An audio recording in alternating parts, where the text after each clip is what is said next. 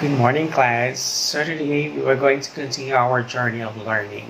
So this will be another interesting lesson. We will talk about communication.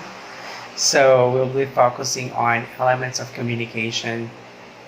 So before we proceed with the lesson proper, let's have first our objectives. So the first one we have here, define communication. So here we're going to thoroughly give a definition of what communication is. Then we're going to explain the nature of communication in different scenarios or situation. Then of course, the last one, we're going to recognize the importance of communication in everyday lives. So these are the things that we're going to focus on today's lesson. Okay, for the first activity, you're going to form a group with at least 4 members. You're going to choose among family members or relatives of yours. You're going to create a 2-minute group presentation that reflects your understanding of what communication is about. So of course, you have to be creative, and you will be given 5 minutes to prepare. Okay, your time starts now. Okay, so are you ready now? Okay, let's have it. So, okay, so based on that presentation of yours, you're going to ask this question. You're going to answer these questions. So how is communication presented? Yes. Okay, so it is being presented by an interview. Okay, there is an interviewer. So the interviewer must be or might be a manager, and then of course the interviewee, the one is looking for a job, right? So as you can see, communication there happened. All right, and then give reasons why presentation was effective. That's very good. Yeah. So it becomes very effective because you are able to present the process of what communication is. The exchange of information between the speaker and of course the receiver of the message. Another question. So is effective communication important? Why or why not? Yes. So that is exactly. Okay. It is quite important because through communication we could be able to have a thorough understanding into a certain aspect. And of course we could be able to convey the message that we wanted to convey to people. And of course that is also one way of improving ourselves, right? Our personality. That's all right. Okay, that's right. And then think of one fact that you know about communication and share it with everyone. Once you have shared something, you can sit down and listen to what the rest of the family of yours will say.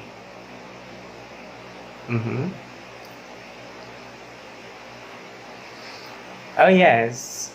Okay, you can speak now. Yes, very good. So, communication is it's a two-way process. Just like what you said, it's a two-way process between the speaker and the receiver. Okay, so we're going to deal with that deeper later.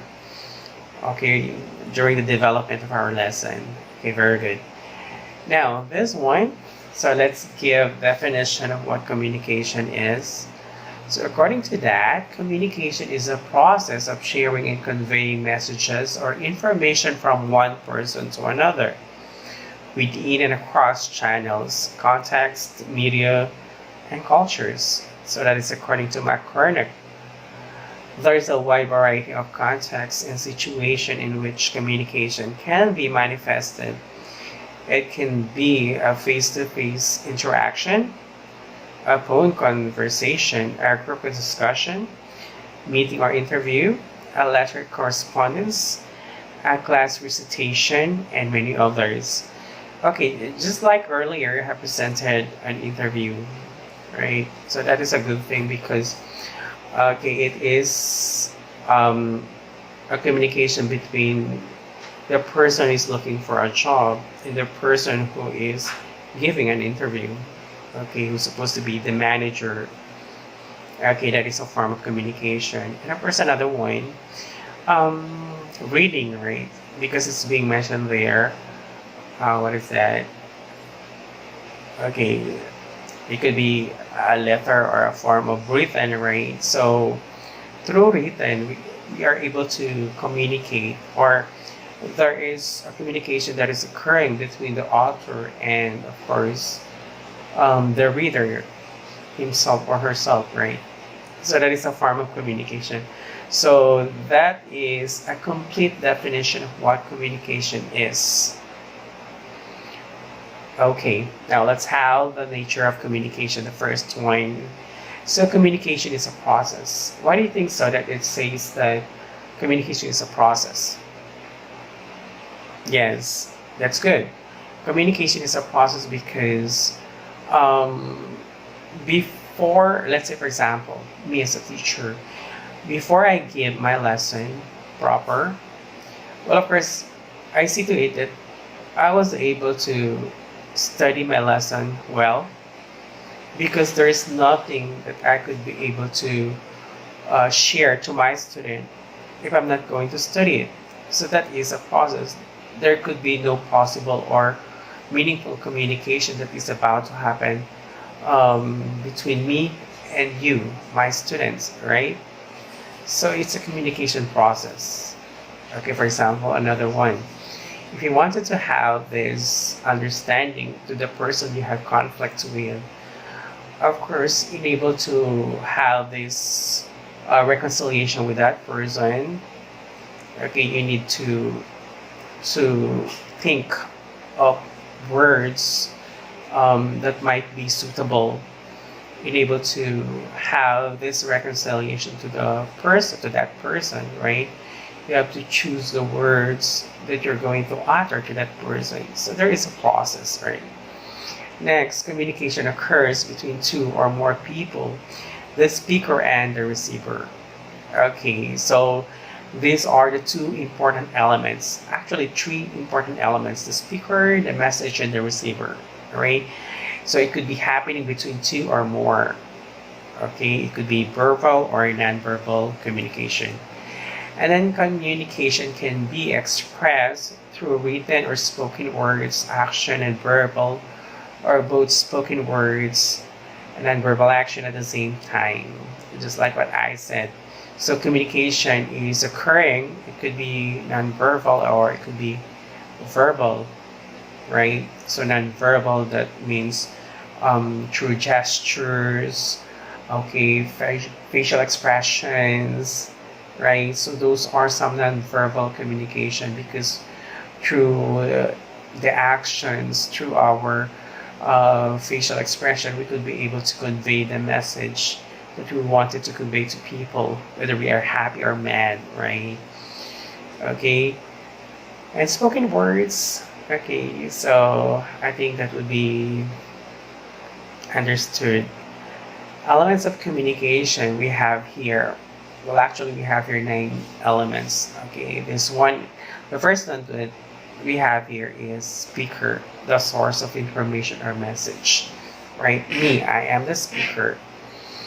I am the one who is giving the message. I'm the one who is giving the information, right? And then, of course, the message, the information or ideas or thoughts conveyed by the speaker in words or in actions, right? So, message is not only, the message in communication is not only about written words, it's not about only about words that you utter when you're speaking, right? So it could be in both ways. And of course, encoding, so that is the process of converting the message into words, action, or other forms that the speaker understands, right? Just like what I mentioned earlier, I encode the message, right? So I do the process of encoding it. It might be through reading. And then through reading, I do what? I try to absorb, okay, the message of the printed words, okay, and then, so that's it. And then we have here the channels. So that means such as personal or non-personal, verbal or non-verbal, of the encoded message conveyed, right? So what are the different means? So nowadays we have a lot of means, okay, able to have our communication. It's because before they're just there are some other means, but unlike right now, we have a lot of means because of technology, right? So we have the messenger, the network, or the internet, okay, the information superhighway. Okay, so there are so many means. So those are the so-called channel. Another one, decoding, the process of interpreting the encoded message of the speaker by the receiver. That is how the person or the receiver is trying to interpret the message delivered by the speaker. It could be something, for example, how do my students are interpreting the information I am giving to them? Are they absorbing it? Are they trying to really um, do some scrutinization regarding the message or the information I'm giving to them? Or they're just getting bored, so that's why they're not able to interpret it well. There's no process. Or sometimes when we're talking to someone, okay, there is some misconception or misinterpretation, okay, especially in the decoding of the message through text, right? It is not good that the person who are receiving the message, because there chances are that there would be some misinterpretation that will occur if we're going to have this if we're going to interpret the message from through text or through email, or let's say a message from the messenger, right? Okay, compare with the words or the spoken words given by the speaker or delivered by the speaker himself or herself, right? So we could easily absorb um, the mood of the person, okay? And then, of course, the receiver, the recipient of the message, or someone who decodes the message, the feedback. Okay, this is what I'm telling you earlier, which is quite related to decoding, right? So the feedback, what is the initial reaction of the person who is receiving the message, or the receiver themselves, right?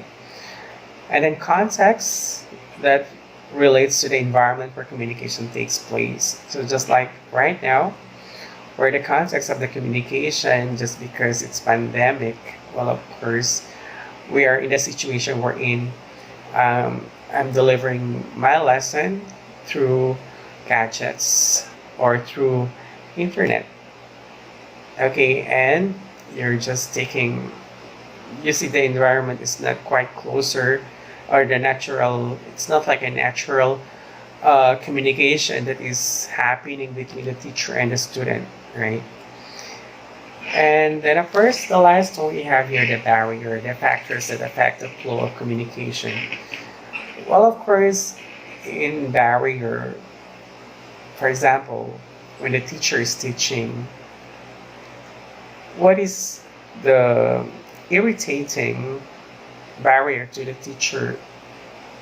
Well, of course, it's the noise produced by the students, right?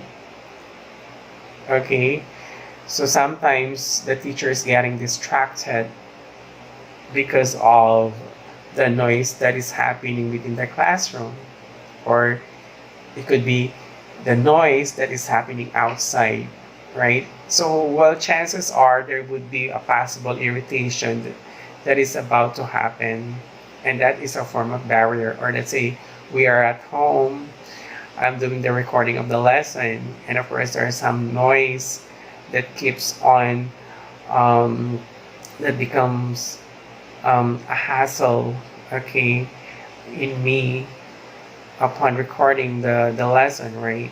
So that is a form of barrier. Okay, so do you have a question with the nature of communication and the elements of communication? Okay, the silence is in the air. So I guess we're about to proceed to our activity. Okay, so this will be your activity. You're going to illustrate using graphic organizer the nature of communication. Okay, you're going to exhibit creativity and provide real life examples that illustrate the nature of communication. You can use dictionaries to guide you in developing your knowledge, skills, attitude, and values in doing this task. Okay, you may proceed.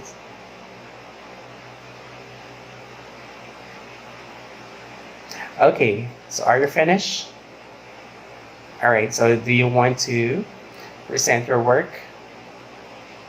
Okay, that's very good. Okay, let's give a big hand. Okay, let's proceed to another one. Now here you're going to perform real-life tasks that illustrate the nature of communication. These activities include calling a friend. This may be done through phone call, or if they have internal access, they can video conference with a friend through Messenger or using other platforms.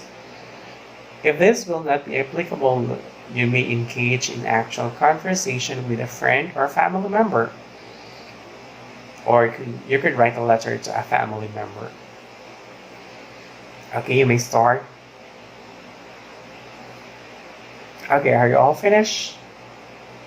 Okay, let's now proceed for the presentation of your activity.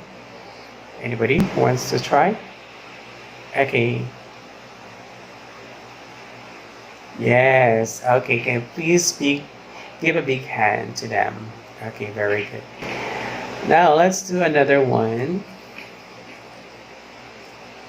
You're going to identify a situation you had observed at home that illustrates communication as a process, communication involving interaction between two or more people, and communication involving verbal and non-verbal actions. Okay. I will be giving 2 minutes only. Alright. Okay, finish. Alright, let's start. Yes. Alright, so you have just presented something like a mother who are calling her son who are away using a sign language. Yeah, so through that sign language, you're able to illustrate communication wherein you are able to understand each other through sign language. So the son quickly followed the command of the mother, okay, by just simply doing the non-verbal action. Okay, very good. Okay, so for this part, you will reflect on the importance of communication in everyday lives and share experiences of communicating with people. Okay, let's run through it. You're going to do it in a group sharing. Okay, let's do it in a group sharing only with your brothers, or let's say your family members or your relatives. Okay, we start. Okay, yes. All right, so within the family of yours, so you said that it's quite important that communication is necessary within the family. Yeah, because you're able to present the what do you call that? The constant communication among family members, right?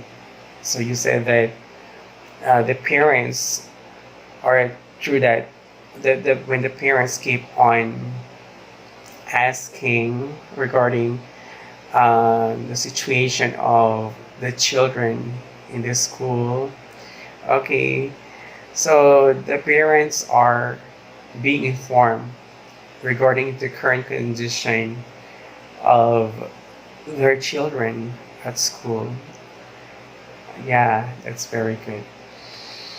Okay, at this point, So this will be the next activity. So why do you think communication considered a process between people using verbal or non-verbal action? Yes. All right, your answer. Okay. Yeah, just because I mentioned earlier, communication is considered a process between people because um, if there is a process in terms of communication, you could easily understand one another, right?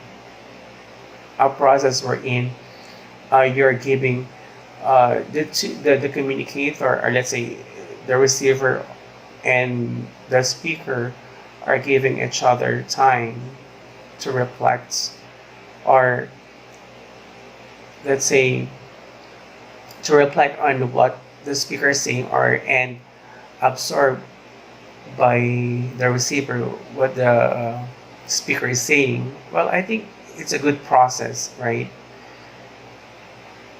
Okay, because if there is no process at all, well, chances are that it might lead into misunderstanding, right? Same with nonverbal action as well. Okay, in those last part, you're going to write your personal thoughts about using prompts below. I taught and I learned that. You have 5 minutes to write it. Okay, that's enough. Okay, very good. So for tomorrow, you're going to have a short quiz. Okay, so let's call it a day. Goodbye. Have a great day.